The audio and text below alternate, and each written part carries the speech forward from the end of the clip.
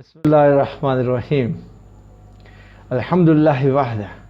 वस्सलातु वस्सलामु अला मन ला नबी अबादा। मेरा नाम सैयद आबिद महमूद। आज का टॉपिक है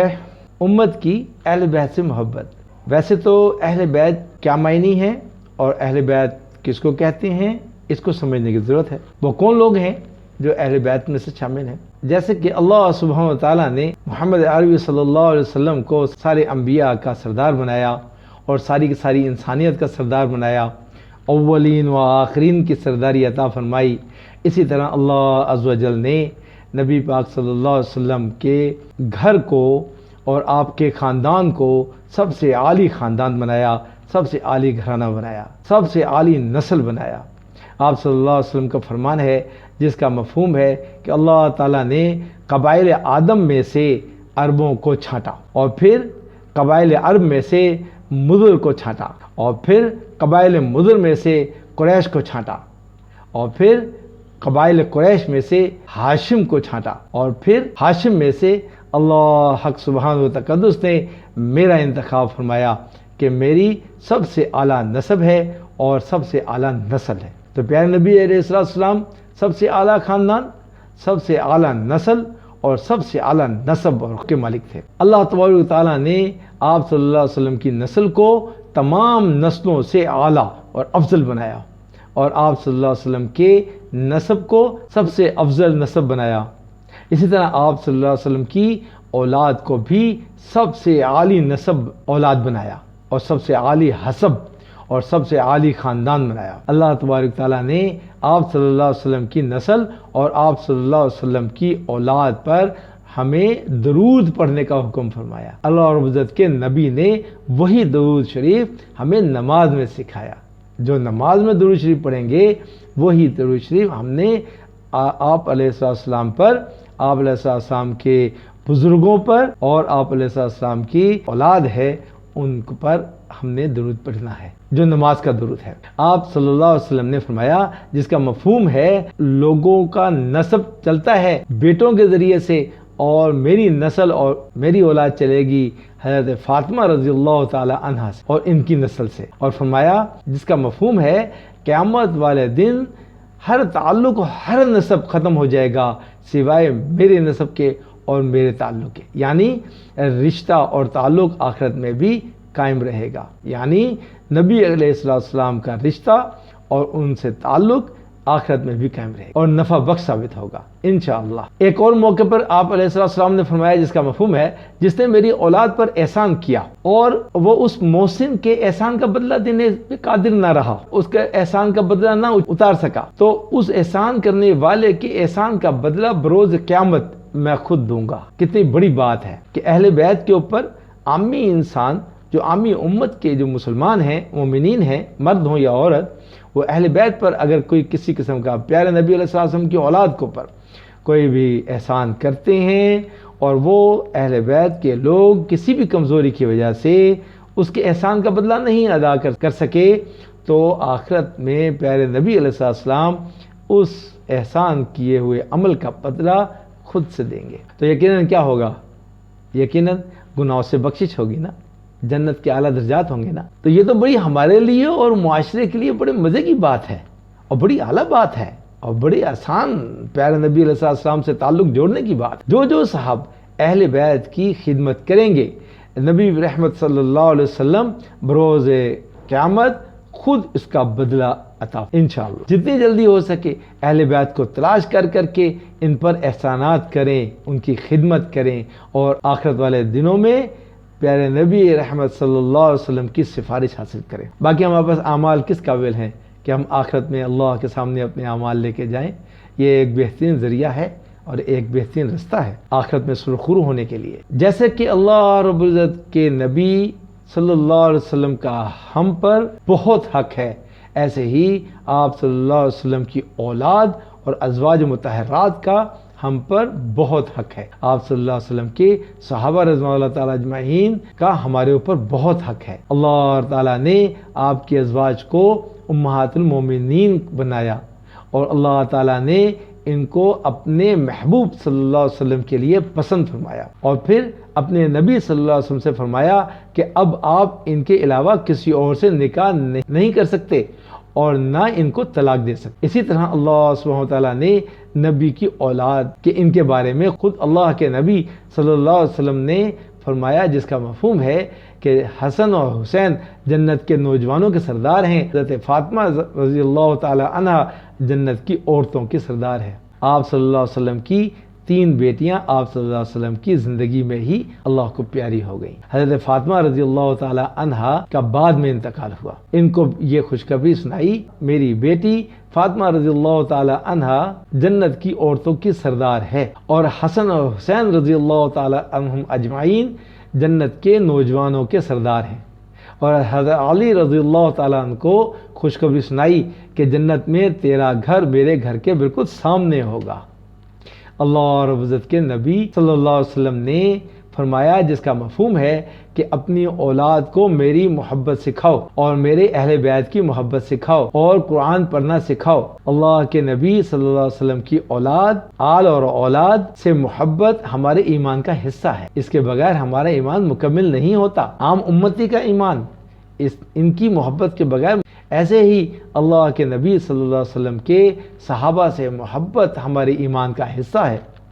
بلکہ ایمان اس سے مکمل ہوتا ہے، اس کے بغیر ایمان کے مکمل ہونے کی ترتیب ہی نہیں ہے۔ ان کی محبت کے بغیر ایمان مکمل نہیں ہوتا۔ آپ صلی اللہ علیہ وسلم کی آل اور اولاد کو اسی لحاظ سے خاص اہمیت حاصل ہے کہ حضور صلی اللہ علیہ وسلم کی طرح ان پر بھی مستقلاً درود بھیجنے کا ہمیں حکم دیا گیا ہے۔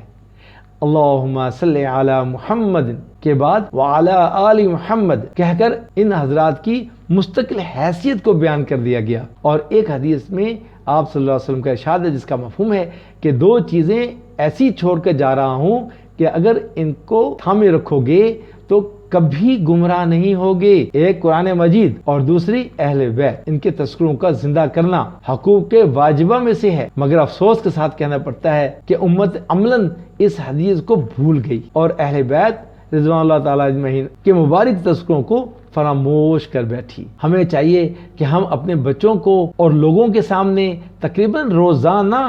ان حضرات حسنین رضی اللہ تعالیٰ عنہم اجمعین اور ان سے جو اولاد چلی، ان کے مناقب اور ان کی سیرت کو تھوڑا تھوڑا ضرور بیان کیا کریں، تاکہ قیامت کے دن اللہ تعالیٰ ان کے خدام میں سے اور ان سے محبت کرنے والوں میں سے ہمیں اٹھائے اور ہماری بخشش کا سامان بن جائے۔ اہل بیت کون لوگ ہیں؟ اہل بیت کا مطلب ہے گھر والے، اور شریعت مطہرہ کی اصطلاح میں حضور صلی اللہ علیہ وسلم کے گھر والوں کو اہل بیت کہا جاتا ہے۔ ازواج مطہرات سلام اللہ و رضوان اللہ علیہم اور حضرت فاطمہ، حضرت علی رضی اللہ تعالیٰ عنہ، حضرت حسنین کریمین سلام اللہ رضوان اللہ علیہم اجمعین کی اولاد اور قیامت تک آنے والی ان کی اولاد در اولاد سب اہل بیت ہیں۔ ان کی فضیلت میں اللہ سبحانہ وتعالیٰ نے قرآن پاک میں سورہ الاحزاب میں فرمایا، جس کا مفہوم ہے اے نبی کے اہل بیت، اللہ تو یہ چاہتا ہے کہ تم سے گندگی کو دور رکھے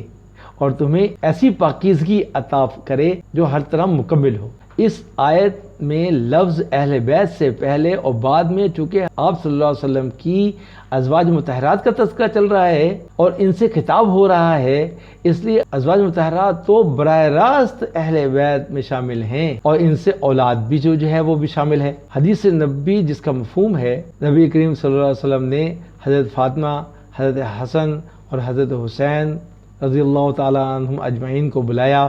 اور انہیں اپنی چادر کے نیچے کر لیا، اور حضرت علی رضی اللہ تعالیٰ عنہ آپ کے پیچھے کھڑے تھے۔ آپ صلی اللہ علیہ وسلم نے ان کو بھی اپنی چادر کے نیچے کر لیا اور فرمایا، اللہ یہ میرے اہل بیت ہیں، آپ ان سے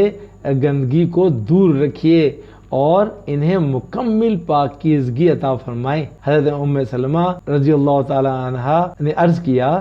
کہ یا رسول اللہ صلی اللہ علیہ وسلم، میں بھی ان کے ساتھ ہوں؟ آپ صلی اللہ علیہ وسلم نے فرمایا، جس کا مفہوم ہے تم تو اپنی جگہ پر ہو ہی اور تم خیر پر ہو۔ تو یہ تو عظمت ہے اہل بیت کی کہ اللہ سبحانہ وتعالیٰ نے اس امت پر اتنا فضل فرمایا، اتنا رحم اور کرم فرمایا اور جنت میں جانے کا، اپنی بخشش کرانے کا ایک ذریعہ بنایا کہ اللہ رب العزت نے اپنے پیارے نبی، اپنے پیارے حبیب صلی اللہ علیہ وسلم کی اولاد کو امت میں ابھی باقی رکھا کہ وہ امت ان کے اوپر درود بھیجتی رہے اور ان کی خدمت کرتی رہے اور ان سے اپنے آپ کو آگے نہ کرے، ہر چیز میں ان کو آگے کرے، فوقیت دے، ان سے دعائیں کروائے، ان کی خدمت میں حاضر ہو تو آخرت میں بخشش کا ذریعہ بن۔ یہ اللہ سبحانہ وتعالیٰ کی طرف سے اس امت کے لیے بہت بڑی نعمت ہے۔ تو اہل بیت کی عظمت و فضیلت کتنی ہے، ان کی تعظیم بھی شعائر اللہ کی تعظیم میں داخل ہے۔ لہذا جس طرح دیگر شعائر اللہ کی تعظیم ہر مسلم پر لازم ہے، اسی طرح اہل بیت کی تعظیم بھی ہر مسلم اور ہر مومن پر لازم ہے، کیونکہ شعائر اللہ کی تعظیم در حقیقت اللہ کی تعظیم ہے۔ ایک حدیث میں روایت ہے جس کا مفہوم ہے کہ ایک دفعہ حضرت عباس رضی اللہ تعالیٰ عنہ حضور صلی اللہ علیہ وسلم کے چچا آپ صلی اللہ علیہ وسلم کے پاس تشریف لائے۔ ایسے لگتا تھا جیسے ان کو کوئی ناگواری سی پیش آئی، کوئی ایسی بات باہر سے سن کر آئے کہ غصے کے تاثرات چہرے پر تھے، ناگواری کے تاثرات چہرے پر تھے۔ رسول اللہ صلی اللہ علیہ وسلم نے دیکھا اور ممبر پر تشریف لائے اور لوگوں سے پوچھا میں کون ہوں؟ پھر فرمایا میں محمد بن عبداللہ بن مطلب ہوں، اللہ تبارک تعالیٰ نے مخلوق کو پیدا کیا، مجھے ان سے بہتر گروہ میں پیدا کیا، پھر اس مخلوق کے مزید 2 گروہ بنائے تو مجھے ان میں سے سب سے بہترین گروہ میں پیدا فرمایا، پھر ان لوگوں کے قبیلے بنائے تو مجھے ان میں سے سب سے بہترین قبیلے میں پیدا فرمایا، پھر ان قبیلوں کو گھروں میں تقسیم کیا تو مجھے ان میں سے سب سے بہترین ذات کے گھروں میں پیدا فرمایا۔ اس طرح رسول کریم صلی اللہ علیہ وسلم کا گھرانہ اہل بیت لوگوں میں سب سے بہترین گھرانہ ہے۔ ایک جگہ فرمایا جس کا مفہوم ہے اللہ کی قسم کسی آدمی کے دل میں اس وقت تک ایمان نہیں ہو سکتا جب تک وہ میرے اہل بیت سے اور اللہ کی خاطر اور میری ان سے رشتہ داری کی وجہ سے ان سے محبت نہ کرے۔ ایک اور جگہ آپ علیہ السلام کا فرمان ہے جس کا مفہوم ہے کہ اللہ تبارک تعالیٰ سے محبت کرو کہ وہ تمہیں اپنی نعمتوں سے نوازتا ہے، اور اس اللہ سبحانہ تعالیٰ کی محبت کی وجہ سے مجھ سے محبت کرو اور میری محبت کی وجہ سے میرے اہل بیت سے محبت۔ ایک اور جگہ آپ علیہ السلام کا فرمان جس کا مفہوم ہے میں تمہارے اندر 2 قیمتی چیزیں چھوڑ کے جا رہا ہوں، ان میں سے پہلی اللہ کی کتاب ہے قرآن مجید، اور اس میں ہدایت اور روشنی ہے، لہذا اللہ کی کتاب کو مضبوطی سے پکڑ لو اور اسے مضبوطی سے تھام لو اور اپنے عمل میں لے آؤ۔ غرض آپ صلی اللہ علیہ وسلم نے اللہ کی کتاب پر عمل کو ابھارا اور اس کی ترغیب دی، اور پھر اپنے اہل بیت کے بارے میں فرمایا اور فرمایا کہ میں تمہیں اپنے اہل بیت کے بارے میں اللہ سے ڈراتا ہوں،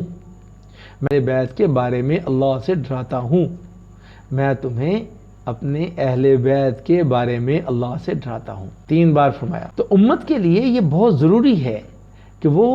پیارے نبی علیہ السلام سے محبت کریں تو ان کے خاندان سے بھی محبت۔ معاشرے میں اہل بیت کے افراد ہیں، ہمیں تو پتہ بھی نہیں ہوتا، عام لوگوں کی طرح وہ رہ رہے ہوتے ہیں، اور اکثر اہل بیت مالی اعتبار سے کمزور ہوتے ہیں، تو محلے کے اندر بڑے بڑے لوگ ان کی خیر و خبر بھی نہیں لیتے۔ حضرت عمر رضی اللہ تعالیٰ عنہ نے جب اہل بیت میں سے حضرت علی رضی اللہ عنہ کی بیٹی حضرت ام کلثوم بنت فاطمہ الزہرا رضی اللہ تعالیٰ عنہ سے نکاح کیا